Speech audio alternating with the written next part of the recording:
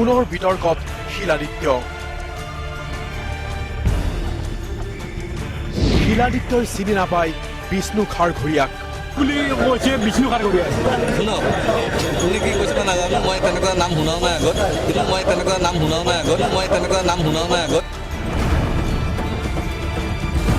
সমগ্ৰ অসমত শিলাদিত্যৰ বিৰুদ্ধে জাঙুৰ খাই উঠিছে সচেতন লোক। জুবিন গাৰ্গৰ বিৰুদ্ধে মন্তব্য কৰি ৰোষত পৰিছে হোজাই বিজেপিৰ বিধায়কগৰাকী। শুকুৰবাৰে জনপ্ৰিয় অভিনেতা বিষ্ণু খাৰঘৰীয়াই সংবাদমেল আয়োজন কৰি দেশদ্ৰোহী আখ্যা দিয়ে শিলাদিত্য দেৱক। অসমীয়া সংস্কৃতি ভালদৰে নজনা শিলাদিত্যক সৰ্বানন্দ সোণোৱাল চৰকাৰে নিয়ন্ত্ৰণ কৰিব লাগে বুলি মন্তব্য কৰে অভিনেতাগৰাকীয়ে। লাণ্ডিঙত উদ্ভৱ হ'ব পৰা যিকোনো পৰিস্থিতিৰ বাবে জুবিন গাৰ্গ দায়ী হ'ব। এই ধৰণৰ প্ৰৰোচনামূলক বক্তব্য দিয়াৰ কাৰণে গৃহ বিভাগৰ দায়িত্বত থকা মুখ্যমন্ত্ৰী ডাঙৰীয়াই তৎক্ষণাত শিলাদিত্য দেৱক কঠোৰ হাতেৰে দমন কৰিব লাগে, নাইবা গ্ৰেপ্তাৰ কৰিবলৈ আদেশ দিব লাগে। কাৰণ ইয়াৰ আগতে অখিল গগৈ, জিতেন দত্তহঁতক যদি প্ৰয়োজন হয় হেংদাং ল'বলৈ আহ্বান জনাওঁতে তেনেকুৱা ধৰণৰ ব্যৱস্থা যিহেতু লৈছিলে, অসমৰ সকলো ৰাইজকে এই শিলাদিত্য, ৰাজেন গোহাঁইৰ দৰে দেশদ্ৰোহীবিলাকৰ কথাত ভুল যাব নালাগে।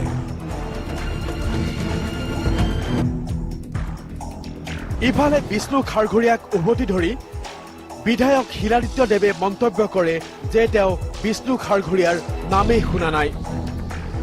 লগতে নিজকে জুবিন গাৰ্গৰ ফেন বুলি উল্লেখ কৰি তেওঁ কয়, জুবিনক কেৱল মঞ্চত ৰাজনীতি নকৰিবলৈহে তেওঁ আহ্বান কৰিছিল।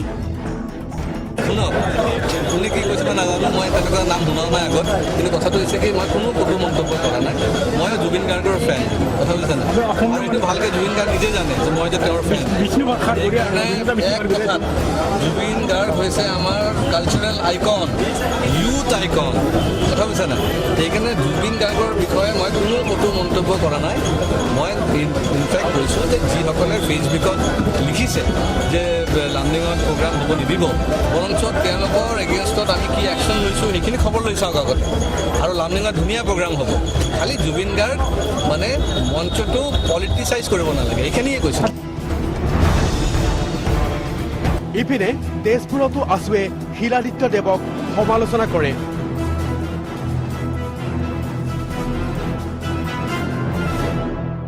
যিজন অকৰ্মণ্য অপদাৰ্থ বিধায়কজনে বিভিন্ন সময়ত, আজি বুলি নহয়, বিভিন্ন ধৰণৰ মন্তব্য কৰি আহিছে।